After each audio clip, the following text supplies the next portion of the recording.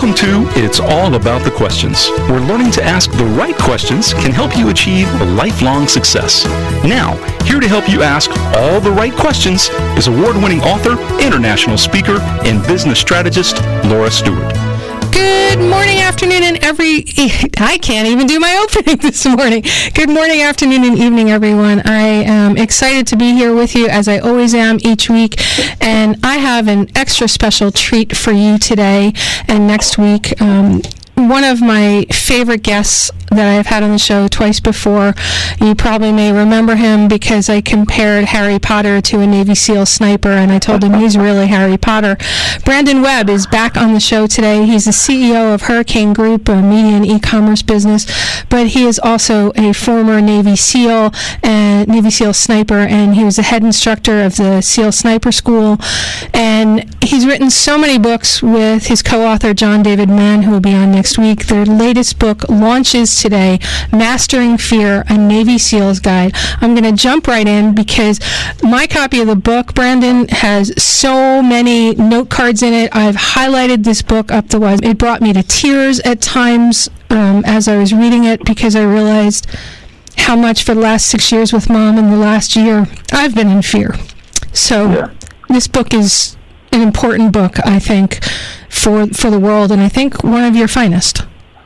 Thank you. No, thanks, Laura. I appreciate that, and it's one of the things I learned as an instructor in the SEAL teams is working on the book with John. Like you actually learn a lot in the process. So the book was a learning experience for me, just writing it with John. Which is amazing because you know, when I read this book, and there are some pieces of it that you've alluded to in your other books, like the Red Circle and Killing School, Total Focus, and on your podcast, The Power of Thought. But it really seems to have, I don't really think solidified is the right word, but it really feels more cohesive. Like, okay, this is a culmination of where your life's been leading. Yeah, I mean, I'm writing from my own experience and my friends' experiences, and what I try to do is systemize the process. So we all deal with fear. Like, the only people that don't deal with fear are lying or they're insane. So we all deal with it, and so when it comes up, I try to create this process in the book where you have to recognize it, right? Like you and I were talking about before the show. And once you acknowledge and recognize it, then you can kind of deal with the process. So, and I would be remiss if I didn't mention the whole book itself was inspired by my best friend, Kamal Ravikant, who I taught how to swim when he was 45 years old. And it was really what I realized when him and I got in the pool was that it wasn't about learning the strokes, it was about overcoming his fear of water, and I taught him how to slowly do that over a week. And he said on a Friday, he's like, you changed my life, like, this is crazy. People have been trying to do this for years, and he's like, this is life-changing, you need to write a book about it. And that was the inspiration behind Mastering Fear. You know, when I was reading the story about Kamal and how you were teaching him how to swim, it really hit me because swimming is such a metaphor for everything in life. You can either sink to the bottom of the pool and not come up, or you can swim even if you sink to the bottom of the pool, was kind of what I got out of it. There's no fear at the bottom of the pool. There's concern. There's, maybe some worry, but if you know where you're going, then that fear can't control you. So there doesn't have to be fear in the pool, and you can just swim. One of my favorite stories in the book was, I remember when I was in the military, my friend talking about jungle training in the Philippines and how they trap monkeys. They dig a hole, they put sticks around the hole, and a coconut inside, and the monkeys reach their hand in, grab the coconut, and they can't pull their hand out because the sticks won't allow the coconut to come out of the hole. And all the monkey has to do is let go of the coconut, pull his hand out and he can go free, but they don't. They just grip onto it. And I look at that as fear. It's like there's so many things that hold us back in life that are our own coconuts, right? So it's like, what are our coconuts, and how can we let go and free ourselves? Yet we're often so stuck and can't see our way out to let go of that coconut because we're afraid if we don't. This is what I thought when I heard that story, and I've heard it before, but the way you and John wrote it really hit me. I think it's something you call the echo chamber in your book. Yeah. This internal monologue, it's on page 126. You really go into this a great deal. Hyper nostalgia that keeps you in its clutches and away from engaging in your present reality. It's like you think that it's your only hope is that one coconut. There's not going to be another one. Is that a good way to describe your echo chamber? Yeah, I think that's a pretty good way to describe it. And we see it show up in career, relationships, activities like public speaking, fear of flying. In Kamal's case, he had this fear of water. And I remember the best thing that happened to me. He was in Bali and he called me and he said, "I am doing cannonballs into a pool right now," and I was terrified to do this. Like, he's having so much fun experiencing water. Like, and we just, it's so simple to me, and I just take it for granted because my mom taught me how to swim when I was very young. But it's, I just can't imagine going through my entire life being nervous about getting invited to a pool party or a resort where there was swimming involved. But it was, for Kamal to say that to me, it was amazing. Was there any point in your life where you felt paralyzed by fear? Yeah, I share my story of losing my first business. I go from being the top of the world, now I'm out in the civilian world, lost my first business. Okay, you're fading out a little bit, Brandon. How about now? Much better, thanks. Okay. Yeah, so I lost my life savings, my business. My wife says, "Look, I've been through enough with you and the SEAL teams. I don't want to be married to an entrepreneur." So she takes the kids, and I was in a really low spot. And I was like, can I be successful on the outside? Like that was in my head, and I had to get over it. And then I ended up taking a really good job with L3, which is a big defense company, and I got paid more money than I've ever been paid in my life. But I didn't want to do that. I wanted to start another business. I wanted to be an entrepreneur. And I remember people that were close to me saying, "What are you doing? You're crazy. Like, you're leaving this job after 2 years that you have this great opportunity." And that was kind of like, I was struggling listening to them and my own voice saying, "Am I doing the right thing?" But, then that was my coconut. So I think, this happens to us as we live our lives. And what I hope Mastering Fear does is give people this simple system to recognize it, be aware, and deal with the fear and get past it. And we've spoken a number of times on the show and off the show.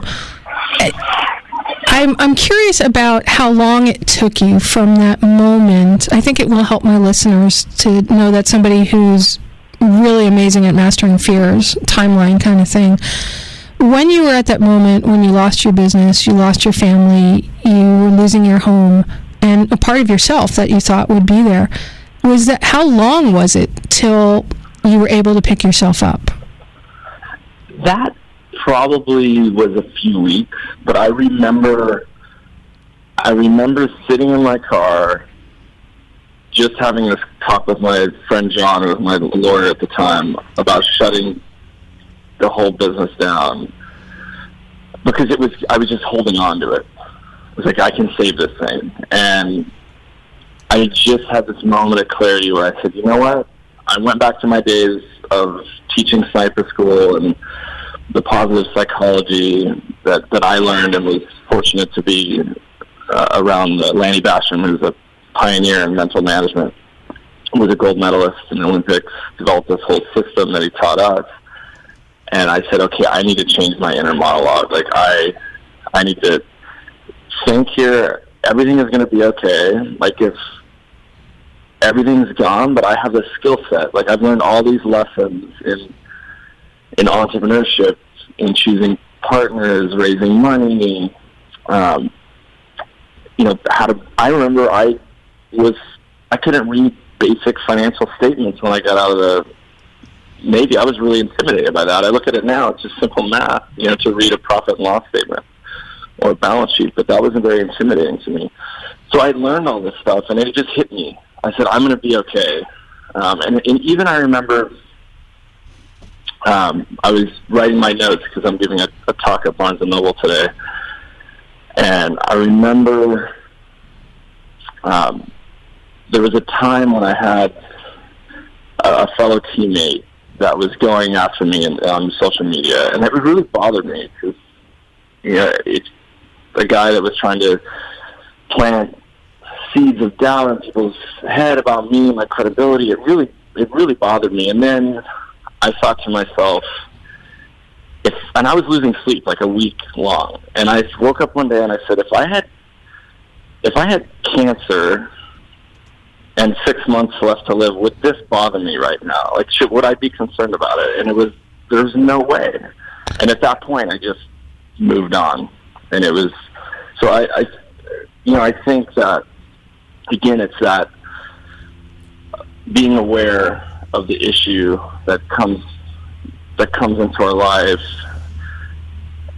and being able to deal with it and let it go and move on in a positive way. And that's a perfect spot to break for our first commercial break. We'll be back with more from Brandon Webb, author of Mastering Fear. Brandon, you said that what you were holding, a question that came up for me was, what are you holding on to that is holding you back, when you shared that story about the person that is a former teammate that, is really harassing you and trying to discredit you. You also said that it's really in your mind, and this is a common thread throughout the book, that the battle is in your mind. Everything you really want is on the other side of fear. And, I've said that you were Harry Potter on another show, that Harry Potter is a sniper. Well, there's one line in the book that has me completely rethinking you. These are not the droids you're looking for. When you're referencing fear, how that process goes. And I really think with this book, you've elevated to Obi-Wan or Yoda, for anybody that follows that whole Jedi thing. But can you elaborate for me on this whole process about the battle in your mind, and a couple of steps that my listeners can use to break that battle, that freeze, that fear that paralyzes? Yes.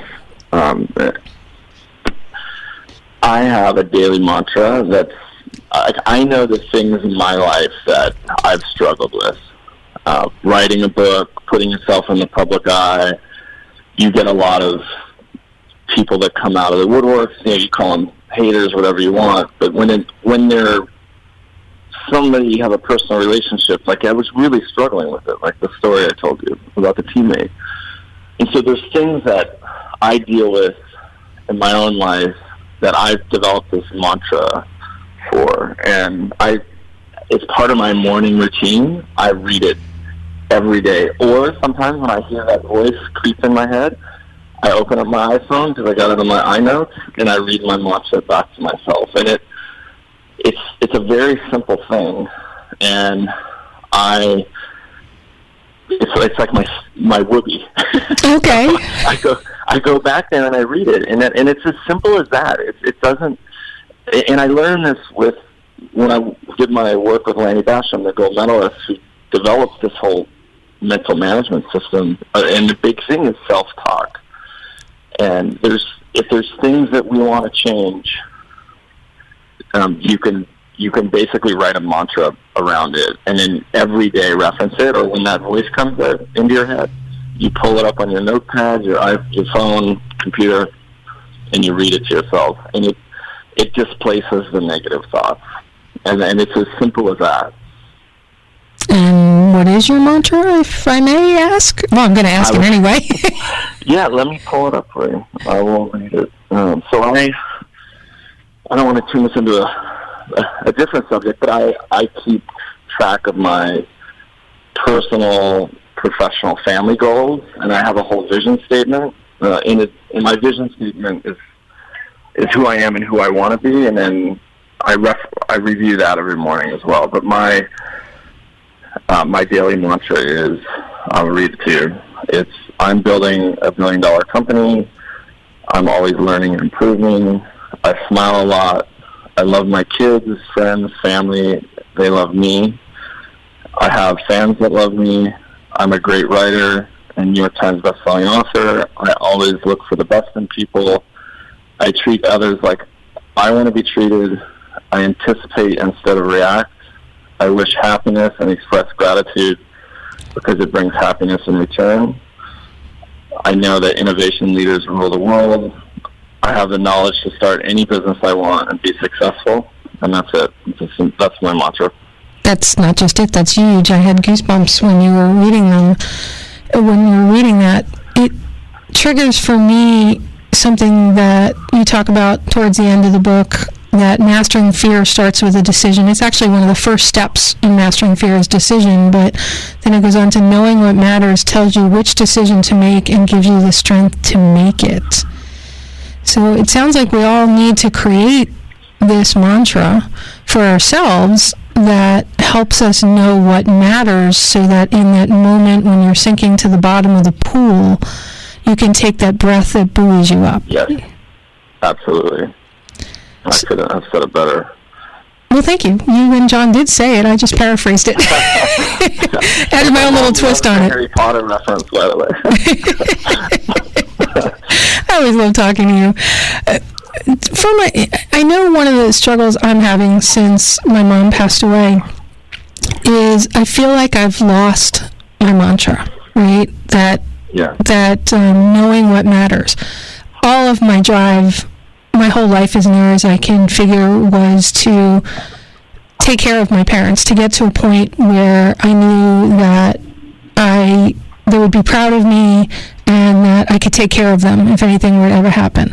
And then it was take care of my employees, take care of my clients, and all of that. And then I stopped everything to take care of my mom and everybody else. And now it's figuring out what that is that matters, because it's always been an internal thing for me, or not really internal, it's always been external, taking care of everybody else. And how do you help somebody shift when they feel like they've lost that what matters to master their fear? Yeah, for me, it's hard, right? Because everybody is different. But what works for me is sometimes I get stuck. I was in Europe. I just finished a trip with my daughter and her best friend and my youngest son. And my business is running along, and all of a sudden, Facebook, because of the new algorithm, and to provide more background to the listeners, I have my media publishing business and e-commerce business, and we do a lot of paid advertising on Facebook, Instagram, Pinterest, and Facebook is probably our biggest revenue driver on e-commerce. We spend hundreds of thousands of dollars a month on Facebook, and we get a return on that. And so Facebook, because our landing page had this military feel to it, they labeled us for selling guns, killed 50 of our active advertisements, and we lost probably $150,000 in revenue in about 4 days. And I was terrified. Wow. Thoughts started running through my head, like, what am I going to do? My employees, my cash flow, vendors, like, people have to get paid. And I had to, take a half a day and just think about it and reset myself and go back to my mantra and go, okay. And so in this case, it was probably half a day where I said, you know what, I'm going to take time, cancel all my calls and meetings, and I'm going to think about this. And I just got to a point where I said, okay, if Facebook were to go away, I have this line of revenue, we could contract the business, but we still have a really good business. And we're going to get through this. And then I felt a whole lot better. And then I had that conversation with my team, my controller, my operations guy, because they were under the gun too and under massive pressure. So and they said, "Wow, thank you. Like, I feel so much better." Because I just explained to them, "Look, guys, we have really a ton of customers, paying subscribers. Like, this is okay. We're going to be okay. It's just a temporary setback." And so in that case, it's half a day for me. The other thing I do is every year I plan my next year. I just go over my goals, and I take 3 or 4 days to myself. I go to my apartment in Puerto Rico, and I just stare at the ocean and think and go through and write my goals for the next year, and they're measurable goals. It's on the personal side. I had on there, take my daughter to these places, schedule the trip by this date, and we just finished that date. So I really, like anything in a business or life, if you put the goals down, you've got to make them specific and measurable. Okay, that makes a lot of sense. It's interesting that you shared the Facebook story changing that. The algorithm, they took you off because of the thought of guns. I had a gentleman on a couple of weeks ago, Kurt Wallach. He's a Holocaust survivor, and he also enlisted in the U.S. Navy, and before it was called the Navy SEALs, he was a SEAL, and he went to Okinawa and stuff. And I had planned the interview before Zuckerberg said that he wouldn't stop fake news about the Holocaust deniers, but yet here he's taking you guys off, and it's not even, it's totally legit what you're doing. And I'm so fascinated by all that. We're going into the national news, and we'll be back with Brandon Webb, author of Mastering Fear, a Navy SEAL's Guide, launching today. Welcome back, everyone listening to us live on iHeartRadio. If you're listening to us on the podcast, then this was instantaneous. You didn't have to sit through national news or any of the commercials. Those of you listening around the world, 61 countries, thank you, thank you, thank you. If you get a lot out of the show, please share it, rate, and review it so that we can reach even more people. I am here today with one of my favorite guests, a man who every time I read one of his books that he has co-written with David Mann, changes my life, shifts my perspective, and just really lifts me up and makes me think really, really deeply, and sometimes brings me to tears when I realize I'm stuck somewhere and I didn't realize it till some words in his book. Here with Brandon Webb, author of Mastering Fear, a Navy SEAL's Guide, releasing today, available anywhere books are sold. Please grab a copy of it. Mine has so many markups in it, and it's going to be a handbook the side of my bed for a long time. Brandon, in the book, you talk a lot about fear. I mean, the book is all about mastering fear, and we've been talking about so many different aspects from the book. This is one that I'm struggling with myself, so I know my listeners are, and some of my clients struggle with this. You say that fear is a signpost pointing the way to a prize, but how do you know when it is a fear to master or a fear to listen to and stop and go, okay, no, don't proceed? I think that's a great question, and again, I think it does take some reflection, and I would put it on the individual. Like, they have to figure some things out for themselves. What I wanted to do with Mastering Fear is just give an outline and condense it, and that's something that you mentioned. John, my writing partner, John is amazing. Like, every time I think I have a good idea, John makes it better. So, I think that people need to roll up their sleeves and do a little bit of work, to like self-discovery, to figure out what it is for themselves. Because I see this in a lot of young kids that come at me on Instagram, and they want the easy tip to become a Navy SEAL, and I said there are no easy tips. Like, you've got to do the work. You can't skip it.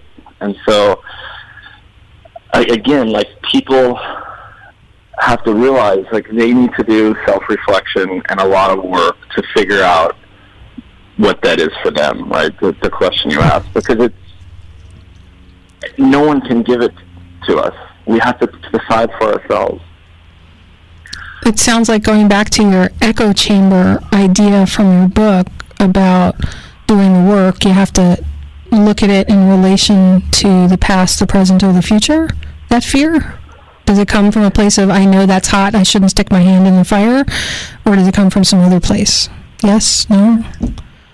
Yeah, I think so. And I on the break, we were talking about my kids, and I have many conversations with them because they're teenagers now, and I say, look, you're at a point in your life where you have to start deciding what direction you're going to go, and you're going to get family, friends, teachers, people telling you all sorts of things and putting their, insecurities, their dreams all into you, and you have to decide for yourself.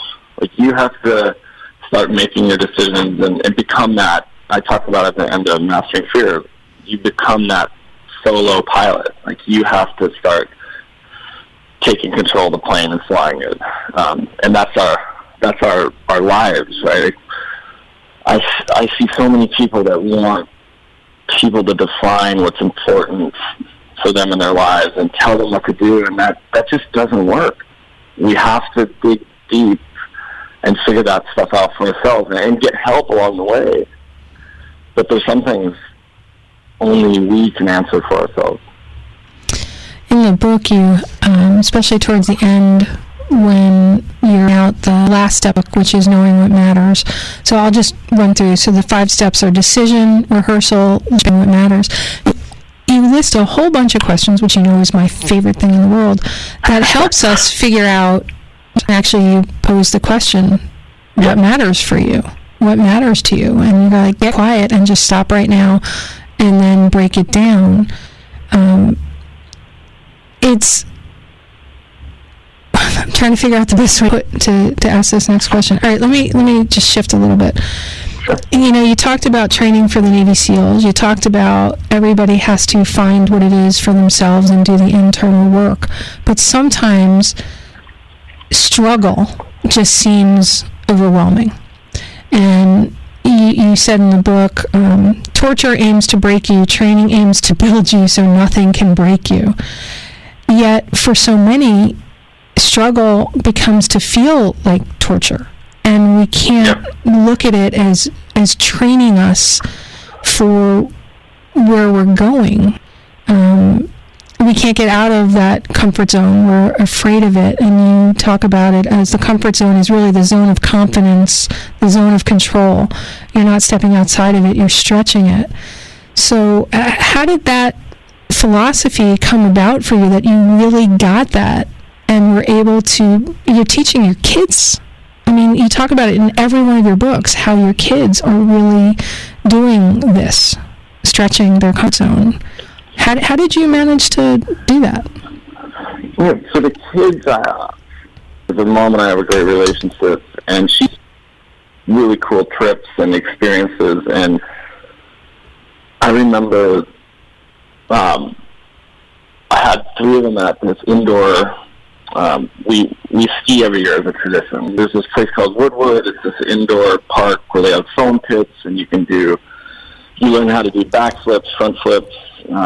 You can put on skis or jump on the trampoline, and it's how the new kids are learning all these crazy tricks. But I remember my son Hunter was afraid to do a backflip, and I just sat him down and said, "Look, I get it, but you got to just you're thinking, I said, what are you thinking about?" I was like, what can really go wrong? He said, well, maybe I'll hurt myself. I'm like, it's a foam pit. You're not going to, so that one's off the list. And we just went through it. And oftentimes I see people, and myself included, and I have to catch myself because we have this fear of something, and we invent this scenario in our head that's way worse than what it is in real life. And so I talked Hunter through this, and I said, just look, visualize yourself doing the backflip over and over. And he said, visualize yourself being a little nervous, you're thinking these thoughts, and then start thinking that, okay, I can do this, and then just imagine yourself doing it. And so he went through with one of the coaches, and within 15 minutes later, he's standing up on this, he did a couple backflips into the foam pit, and then he goes up on his own, and he's like 15 feet in the air doing backflips off these these platforms. And I'm like, okay, there you go, he's got it. And so there's little things like that I can do with the kids early on. I just see it. I see the decisions and the stuff that they're doing at school. I take my son Hunter, now captain of his debate team. I was telling you, Olivia emceeing her whole middle school end-of-year event with parents and kids. Like, when I was her age at 13, I would be terrified to do that. And I'm just looking at them like, this is amazing as a parent to be able to kind of coach them along and see them develop is an incredible experience. And then to take it to the story of Kamal, when I realized, I had no idea when Kamal and I had this conversation, and he said, I really want to learn how to swim. I want to take this course in Florida. And I said, look, let's just do it. I'll teach you. And then when I got into the pool, I realized, and through talking to him beforehand, I'm like, wow, he's really scared of the water. Like, I have to deal with that, and I can't throw him into the water and expect that he's gonna just get over it. No, so I said, okay, we have to take it step by step by step. So climb into the pool, grab onto the side, stick your face in the water, breathe out, exhale, bring your face up. So I just take these little baby steps. Okay, you're comfortable with that? Add another thing. Add another thing, add another thing. The next thing you know, he had done 10 laps. And I said, you just did 10 laps on your own, right? Like, you can swim. Like, this is day 2 or 3. And he's like, holy cow, like, I could swim. I was like, yeah, you're swimming. So it was this slow progression, and I talk about it in the book. You know, it's okay to take these small steps and then take another and another, and then over time you're swimming. Like, come on. That's in the section of the book where you talk about crawl, walk, run? Yeah. All right, well, we're about to go into our last commercial break, so let me save that thought for right when we come back. We're here, everyone, with Brandon Webb, author of Mastering Fear, a Navy SEAL's Guide, releasing today. And please, grab a copy of this book. It's available wherever books are sold. I promise you it will be worth it. We'll be right back. I'm laughing because the commercial that was just on was about a swimming pool and being safe around a pool. And we were just talking about Kamal in the pool. So, crawl, walk, run. This idea that you have to take these small steps, and sometimes you need to go back a step because you're moving too fast and you're losing control. Is that an accurate way of describing what you were talking about with that? Yeah, absolutely. And in the military, we constantly preach that when you're learning something new, whether it's, say, training to be a sniper on the range, well, after you learn how to shoot the rifle on the range, you have to put yourself into a field-type situation and where it's not static, right? And so you teach the students slowly the proper body position, the technique. You get them on the range, you work on their marksmanship skills. Then you take them out of the range environment, teach them how to shoot from a tree, an unstable position, and then when they have all this stuff, you throw them into that final training scenario where now it's the run phase, and they've got to put it all together and take shots in crazy positions under high stress. But you train them to do that. We don't put them in that scenario immediately because they would be overwhelmed and intimidated, and it just doesn't do anything to build up their self-image. Now, you took the SEAL sniper training school from, I don't know, at 20 or 40% fail rate to like a 2%. What is it? Less than 1%. Less than 1%? Okay. So one of the things to change that, obviously, is you used this whole idea of mastering fear, but why do you think it is that some people can, in that moment, break through, break past, and others just are completely frozen and they can't do that moment of pulling the trigger for whatever it is in their life? Is there something that... It's in their head. Okay. In most cases, I think it's in their head. I remember I had two two students. Must have been the first course that we taught where we implemented positive psychology, this mental management system, and I had 20-something students in the class. Two of my personal students, because we assigned an instructor to two students to serve as a mentor of sorts.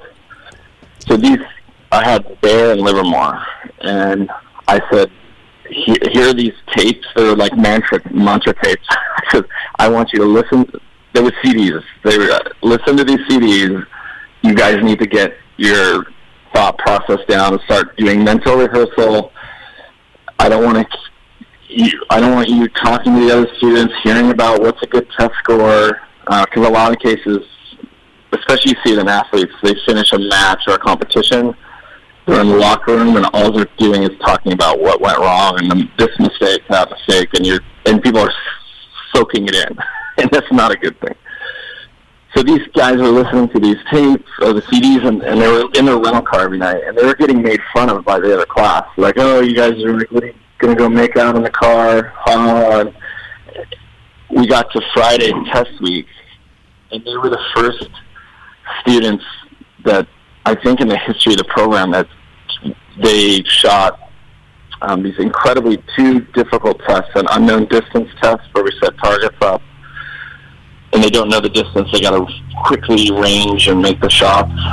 And then we have a moving target out to 1,000 yards with wind and variables, and they were the first ones to shoot. They shot 100, 195%. Wow. It was the highest score we've ever had, and like shooting perfect scores. And all of a sudden, the rest of the class were the losers. They were like, where can we go ahead than those CDs? And so it's the mental games. I just something I've seen over and over work and prove out. And you talk about it. You read any book on high performance, and they talk about what's between your ears. You know, the mental aspects of it. And that's why back to what we talked about at the beginning of the show, having that mantra to go back to, I think, is so important. And if you solve something and it's not a problem anymore, then you rewrite your mantra. And that relates to another thing you talk about in your book about curating your environment. You're talking about curating your mental environment and your physical environment. I see social media. I spent the first part of this year really looking at my social media feed and curating it how I wanted to experience my social media, because I knew that I had a famous artist friend. This guy is a brilliant artist, but he is so hung up on Trump being president. It was like 4 or 5 posts a day on it was just negative. And I'm like, I can't. I had to mute him because I didn't want, I recognized, okay, this is affecting me. It's causing me to interrupt my day and think about stuff that really doesn't matter to me. Not that the president doesn't matter, but it was just the negativity around this situation. And I see, social media is such a big part of our lives these days, especially the younger generation. Like, that's all they know. And so it's really important to make sure that the kids aren't being affected in a negative way by the social media. Yeah, I know myself. I've had to stay off of it quite a bit just because it just shuts me down. And like you said, you have to curate your environment. I want to make sure everybody knows how to get the book. I've mentioned it several times, and how they can reach out to you and find out more about the work you're doing. So would you share how people can get everything? Yeah. My website is BrandonTylerWebb.com. All my books are on there. Like you said, the books are available anywhere books are sold, Amazon, Barnes & Noble. I'm really active on Instagram, and that's just at Brandon T for Tyler Webb, so at Brandon T Webb on Instagram. And I don't think there's an unanswered message on my Instagram, so I try and get back to people when they reach out and ask a really good question or are looking for some feedback. So I would welcome anyone to DM me anytime. All right. And knowing you, there's probably a next step for you with this book and what you'd really like people to take from it. So what would be your thought around that? From Mastering Fear? Yeah. I would just hope that people really look at it as a way to, like a system to deal with their fear, no matter what it is. Like I said before, if it's career, relationship, fear, like flying, swimming, skydiving, just to know that we all deal with fear. Like that's one of the biggest things I think when I can sit down in my business group and be vulnerable and say, yeah, I have this fear and this is how I overcame it. And people look at me and go, well, you're the Navy SEAL. I'm like, yeah, Navy SEALs are scared. Like that's sometimes what keeps you alive in the SEAL team. And so it's okay to be vulnerable and, just find people in your life that give back in a positive way and know that chances are whatever fear you have, you've created a much worse scenario in your head than it actually is. But when you're in it, you don't feel like it's bigger than it actually is. Yeah. And what I love about this book is it gives you some questions that can, through example and story, to help you realize it's not as big as it is. You say there comes a moment when fear crystallizes into a kind of stark reality. And that to me was really powerful, but I think it needs a little more explanation. What do you mean by that? Can you repeat the question? There comes a moment when fear crystallizes into a kind of stark reality, and we have a little less than a minute and a half. So, sure. Okay. That shows up to me just like I shared the story earlier, where I had this situation where this teammate was harassing me and spreading lies, and I was super anxious, and then I was able to kind of step back because it crystallized for me. I said, okay, this is what's happening. Does it really matter at the end of the day? Like I have my family, my friends, my fans, all this love and positivity. Like does this really matter? Why am I letting it bother me and hold me back? Like really disrupt my week. And and that's why, again, I think having a small morning routine is important, and the mantra is important because it gives you that place to go back to and reset. And sometimes we all need a reset. I love that. Great thought. So as we close the show today, Brandon, thank you so much for being here once again. I love having you on, and I always get so much great stuff. Thank you. And everybody, at the beginning of the show, Brandon shared his mantra. If you're having trouble finding your own, at least listen once again to what Brandon said, because maybe that will help you unlock and master your own fear so that you can move forward. Once again, Brandon Webb, new book, Mastering Fear, a Navy SEAL's Guide with John David Mann, available wherever books are sold. Mine is so marked up, I'm not giving it to anybody to borrow. And remember, everyone, the right questions can change your life. So what are you asking today? Have a great day, everyone. You've been listening to It's All About the Questions, starring Laura Stewart. Connect with Laura at it'sallaboutthequestions.com and download a free workbook that will help you ask better questions starting today.